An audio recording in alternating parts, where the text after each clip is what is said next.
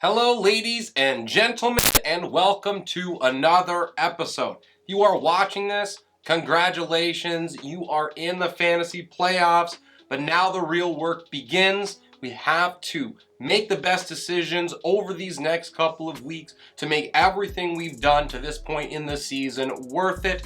I am here to help you do just that. I have been deep diving all week, and I am bringing you the top rankings and tiers for every single position this week. Before we get into the rankings, if you are new to the channel, welcome. Please consider dropping a like on the video. That helps out so much. And then subscribing as well would be greatly appreciated. We are inching closer to 800, well on our way to 1,000 subscribers. You can join us for the journey. We would love to have you. I am going through defenses and kickers first today, and then I will run over the positional players. I'm going over top 25 quarterback. I have top 36 wide receivers and running backs, and I will end with my top 16 tight ends. I want to walk you through as much information as I possibly can so we can make the best decisions together, get a playoff win, and keep pushing for a title. With that done, let's hop right into my defenses. We start in tier 1 at number 1 with the Kansas City Chiefs.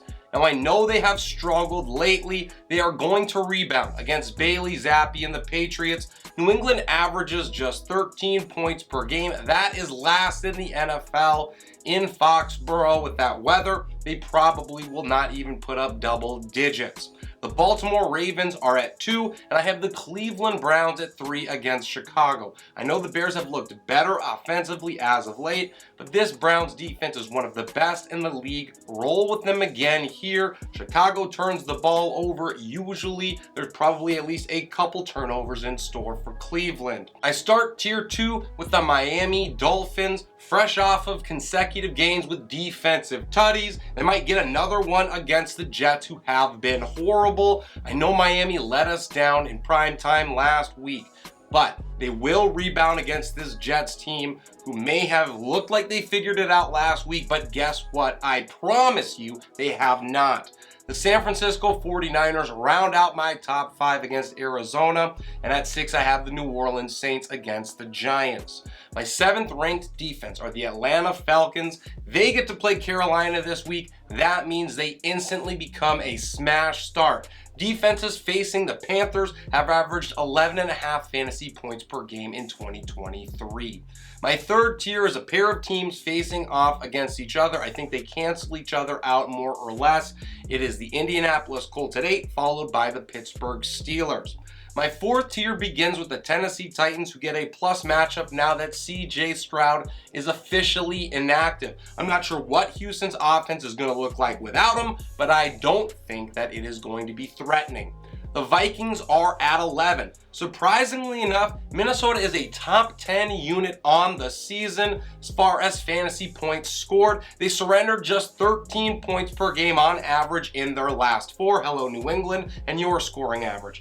Minnesota has compiled 12 sacks and 7 turnovers in those last 4. I think they post a 3rd straight top 12 finish against the Bengals. The LA Rams are my final defense in my 4th tier, and up next I have the Green Bay Packers against Tampa. The Bengals are at 14 against Minnesota, and I have the Cowboys and Eagles at 15 and 16. Both of these defenses have put up points for us in the past, but I do not like either of the matchups here, and I think they are better left on benches.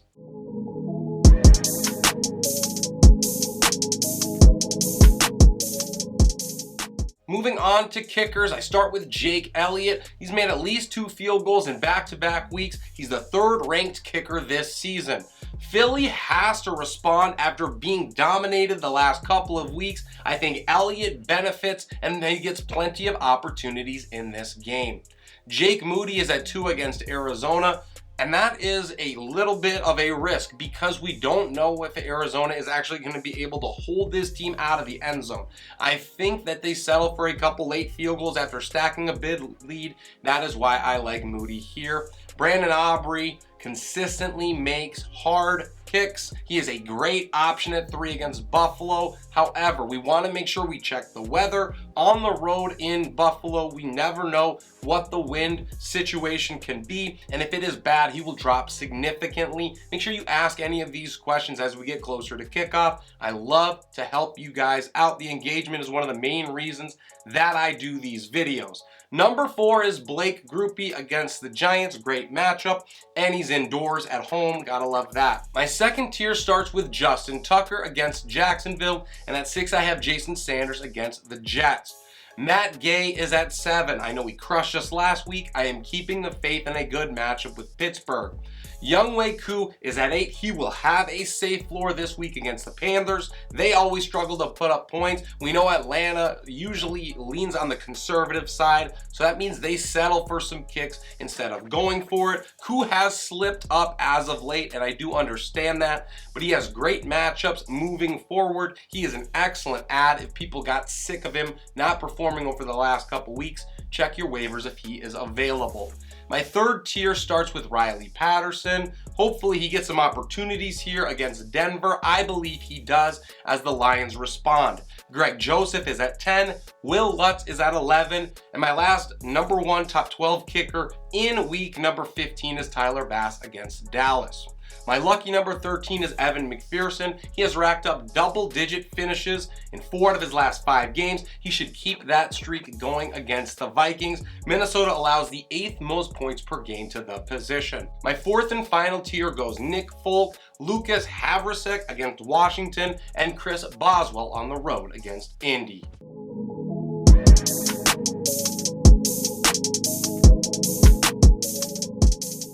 Now on to quarterbacks, where I probably am not going to be super popular this week. I have dropped some mainstays in the top 12 out of that this week, and that is because I am following the numbers here, folks. I'm doing my best to give you the best information. I watch all of these games. I know how these quarterbacks are playing.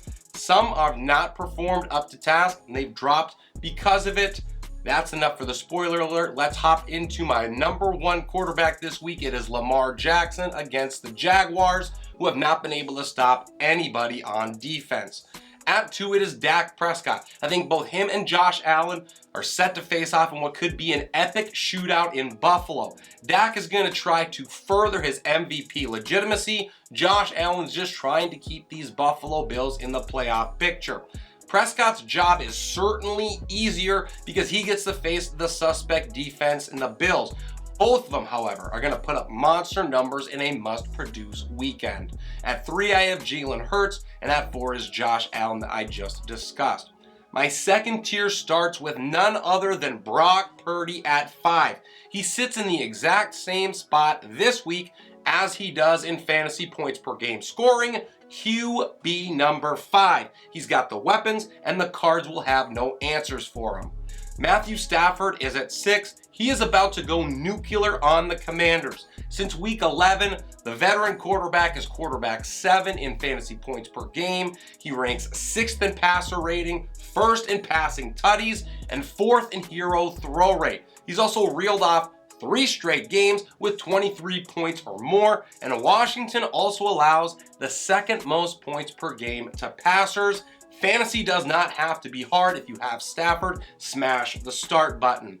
My third tier begins with Jordan Love. I continually give him love because he continually produces for us, and I love him in this matchup against Tampa, whose secondary has been abysmal.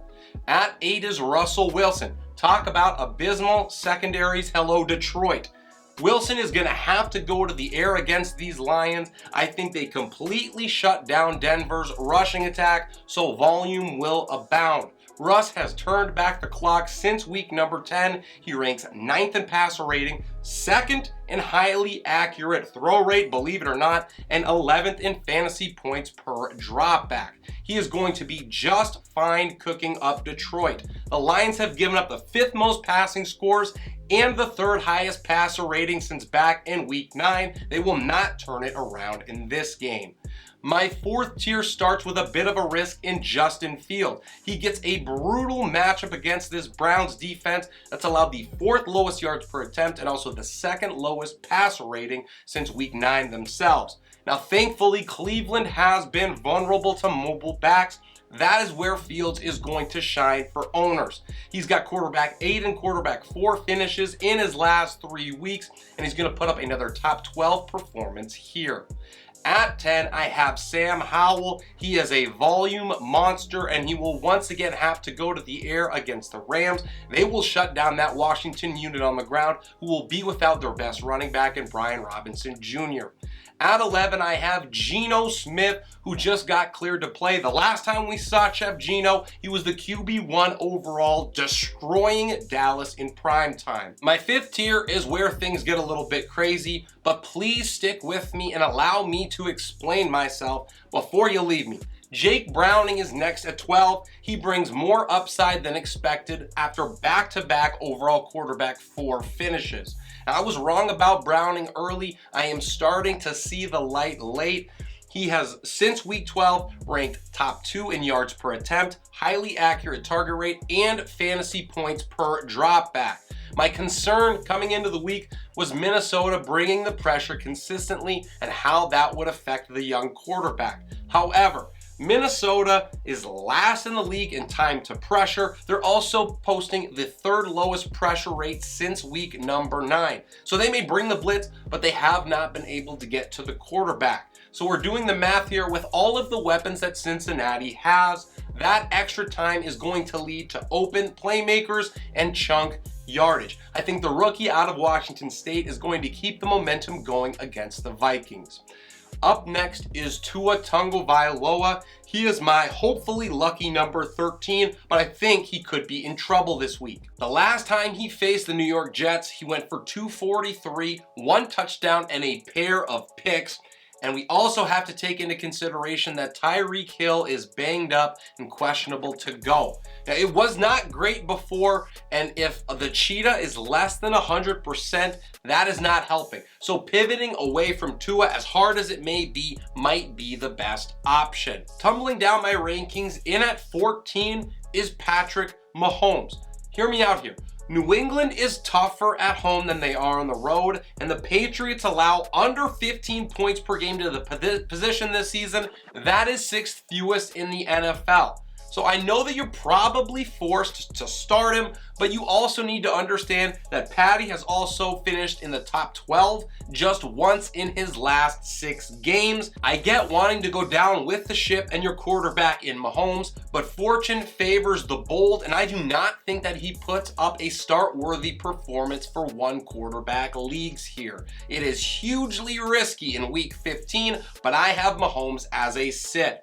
Speaking of sits, risk, and elite quarterbacks, right on the borderline has been Trevor Lawrence, but he is not a starting player for me this week if you can help it. That Baltimore secondary has been absolutely lights out, shutting down quarterbacks. Kyler Murray is next at 16. We talk about another tough matchup. All of these great quarterbacks would usually be smash starts, but these matchups tell us different things. We have to follow the numbers when everything is on the line. I will let you guys make the decisions for yourself, obviously, but you have to know the information to make the best one possible. My 6th seed begins with Jared Goff, who has historically been awesome at home. However, Denver's secondary has been elite over the last month plus. I think that the Lions lean on the ground game here. Goff has a subpar day, and I do not think that he is a top 15 option. Will Levis might surprise against Houston. That secondary has been abysmal. Then again, they might not need to score much with CJ Stroud out. At 19, I have Baker Mayfield. He has been a pleasant surprise for managers this year. He's the current quarterback 15. Baker has finished as a top 12 option in 5 out of his last 8, but this is not a week where I am going to be forcing the Bake Show into my lineup. The Pack are going to want to respond after faltering in prime time. They're at home, and the secondary has been stepping it up over the last month plus. There is a low ceiling for Baker in Lambeau. At 20, I have Nick Mullins, and that is only because of this awesome matchup against Cincy. My seventh and final tier are quarterbacks that you should really try to avoid if at all possible. Even in 2 quarterback or super flex leagues, I am looking for positional players to start elsewhere. I have Joe Flacco, Gardner Minshew, and Derek Carr to start, as well as Tommy DeVito. Those last 2, Carr and DeVito, face off in the must-sit bowl. Neither have found consistent fantasy success this season. Both carry a ton of risk. And the last quarterback I will mention in Week 15 is Zach Wilson.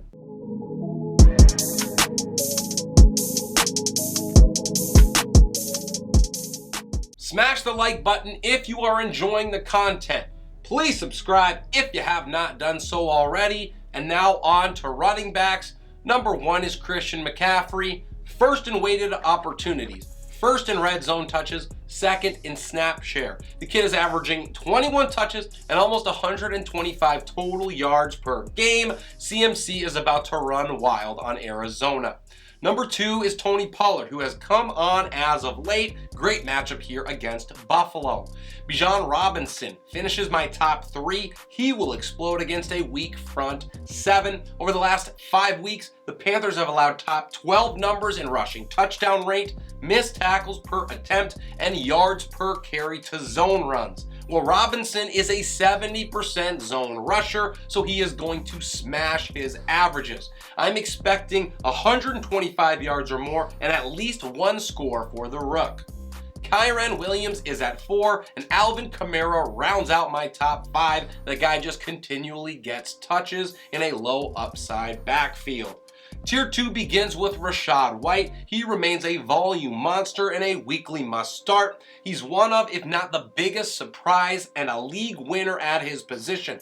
White is the running back 9 in fantasy points per game. He's averaging nearly 20 touches and 90 total yards. He's also 7th in opportunity share, 6th in weighted opportunities, and 4th in snap share.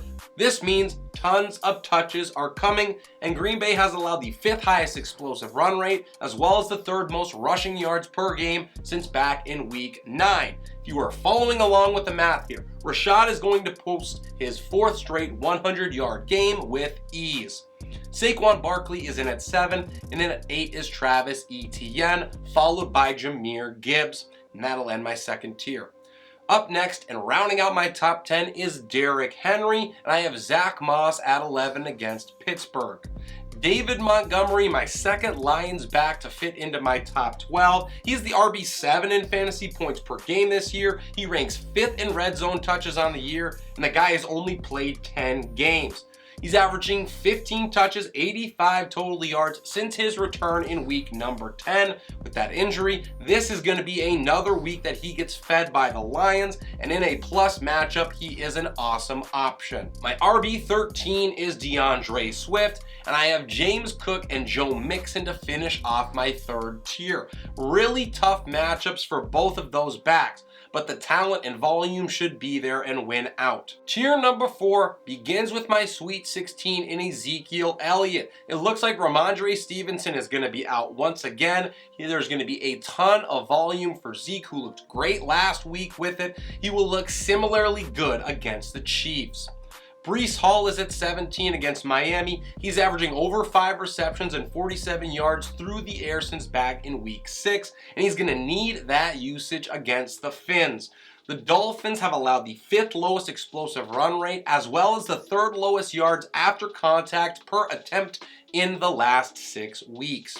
Raheem Mostert is at 18, and after him I have Najee Harris. Fellow Dolphin Devon Achane rounds out my top 20, and then at 21 is Ty Chandler. He waltzes into a 20-plus touch role this week with that ankle injury to Alexander Mattison. Now, Cincinnati has been susceptible on the ground over the last couple of months. That makes Chandler an awesome volume play.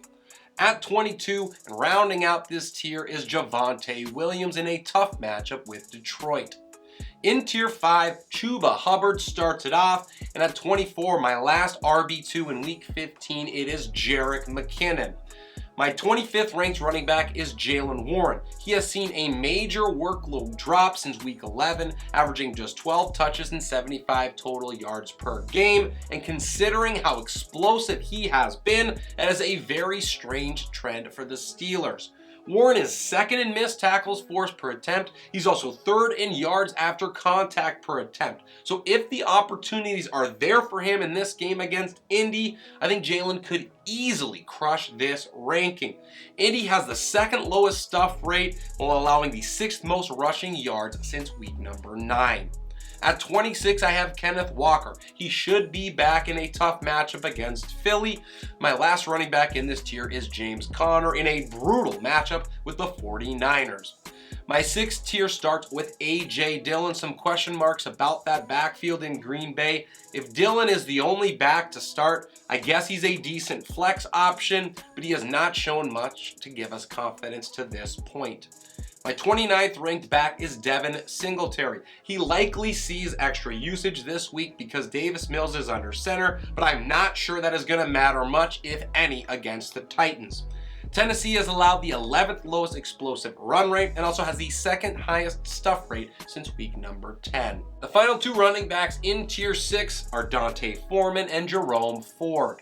Keaton Mitchell is up next. He is the upside back to play this week for the Ravens, but the workload for him is questionable to say the least. He played just 33% of the snaps last week and garnered 10 touches. He is a dice roll that could hit big because since week number 9, Jacksonville has allowed the highest explosive run rate, the 3rd most missed tackles per attempt, and the 5th highest rushing touchdown rate. A lot of upside, but a lot of risk. At 33 is Antonio Gibson. He's probably the best back to start because Brian Robinson is out. Tyjae Spears is next. Jacques Charbonnet is at 35. And my last running back in week 15 is Gus Edwards.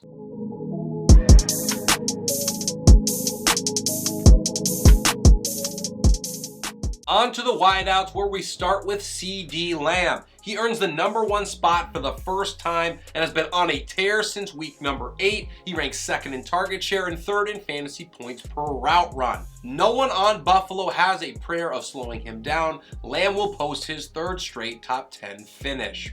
A.J. Brown is in next, and I have Amon-Ra St. Brown rounding out my top 3. At 4 is Tyreek Hill, of course dealing with that ankle injury. Check to make sure he is okay. Same goes for number 5 ranked player in Justin Jefferson. He is hopefully for real this time back in a must-win game for both of these teams. Jet is going to face a Bengals squad that's surrendering the 7th most yards per game to perimeter wide receivers. That is a good look, so I think he hits the ground running and posts a monster game when owners need it the most. My 2nd tier starts with Deebo Samuel, who's been one of the hottest receivers in the game over the last couple of weeks. Jamar Chase is at 7. He should see plenty of volume against the Vikings. He has since Jake Browning took over. Cooper Kupp and Puka Nacua, the Ram brothers, are next. You know I love Matty Stafford this week, so I have to love both of these guys. My 10th ranked wide receiver is Mike Evans, who got completely erased last week by A.J. Terrell. He caught just 1 of his 6 targets for 8 yards. Now, if he burned you last week and you are still alive, Big Mike is ready to make up for that issue. The Pack have deployed a single high look over the past 4 games at a top 10 rate, and Evans has obliterated that look all year long. He will bounce back in a big way. My 3rd tier begins with Brandon Ayuk, and DK Metcalf in a great matchup against Philly rounds out my wide receiver 1s. DeAndre Hopkins is next. Nuke has been rolling with Levis under center. I think that continues. At 14, it is DJ Moore, who flat out plays on another level when Justin Fields is in the mix. Over the last 5 full games with him, DJ has 5 straight wide receiver 1 or top 12 finishes. Moore is dealing with an ankle injury right now, and we know that Cleveland has been shutting down perimeter wide receivers, but there is no way that I have DJ ride the pine in week 15. Michael Pittman is next, and my last wide receiver sliding a bit to 16 is Stephon Diggs. He ends tier 3. Devontae Smith is at 17, and I have Cortland Sutton after him. I think Sutton is going to shred this Lions secondary. They allow the most points to perimeter wideouts in the league. The Lions also surrender nearly 12 yards per completion over their last 3. That is a bottom 5 number in the NFL. That gives Sutton big time upside and a chance for him to post his 3rd straight top 16 finish. At 19, I have Garrett Wilson. He is going to be a target hog. We don't know how valuable those will be. Jalen Waddle rounds out my top 20. He gets an added upside bump because Tyreek Hill is dealing with that ankle issue. Now, the matchup here is terrible, but Waddle went for 114 yards and also caught all 8 of his targets the last time that he faced New York. Tier 5 begins with Tyler Lockett, and I have Rashee Rice immediately following him against New England. Zay Flowers is next, and my last wide receiver 2 in week 15 is Brandon Cooks. Jaden Reed rounds out my top 25. He has been the wide receiver 20 in fantasy points per game since week 8. Now, he himself is dealing with an ankle injury, but he is a high upside flex. He could post high-end wide receiver 2 numbers, especially because Christian Watson is likely out once again. Imagine that. Tampa also allows over 31 points per game to wide receivers. That's 6th most in the league. Monster upside for Reed. At 26, I have Chris Olave. He popped up on the injury report with an ankle injury himself, so remain vigilant if you plan on playing him. Tier 6 starts with Odell Beckham Jr., who has come on as of late, and I had highlighted in my waiver wire targets earlier in the week. Amari Cooper is at 28, and after him I have Deontay Johnson and then Adam Thielen to round out my top 30. Drake London follows that. He wore the extra large backpack last week when he racked up 172 yards on 10 catches en route to the overall wide receiver 2 finish, but temper expectations here. Carolina goosed this guy the last time they met up, and while I think that London is going to help owners out at least a little bit more than that, there is clear risk of the bottom completely falling out. Flex London if you have FOMO, but chasing last week's numbers is going to lead to disappointment. My 7th and final tier starts with Curtis Samuel. He is the best commander wideout option. He's racked up a 25% target share, 3.17 yards per route run, and over 80 receiving yards per game since week 12, and he is the one who will pull the softest looks against an underrated secondary. Calvin Ridley is up next, and I have Josh Downs, Romeo Doubs, and Jackson Smith-Njigba, JSN, rounding out my top 36.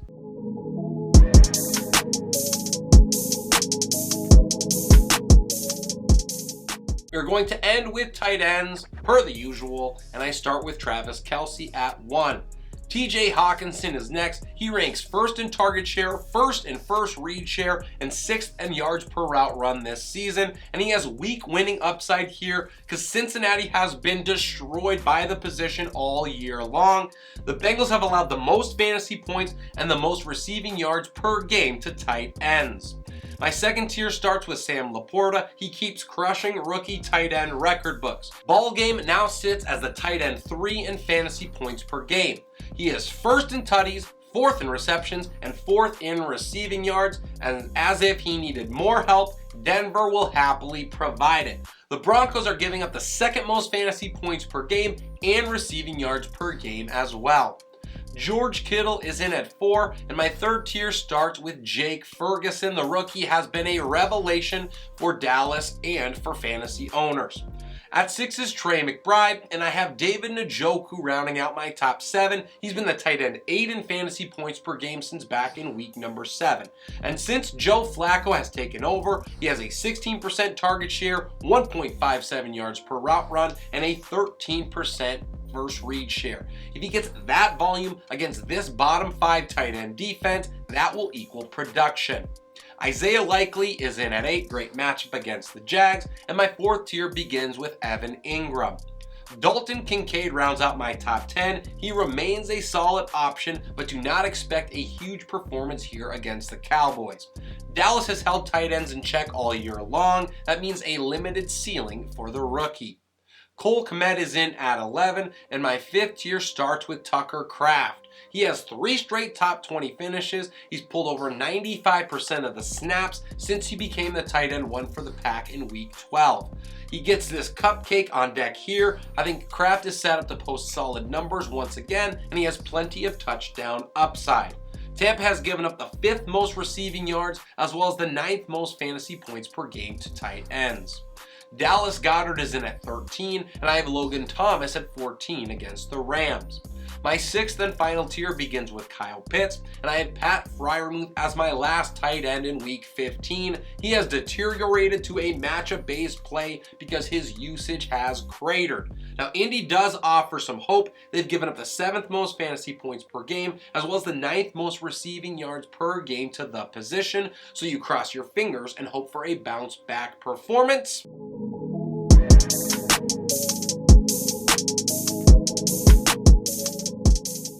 And that is everything I have for you guys. Start sit week number 15.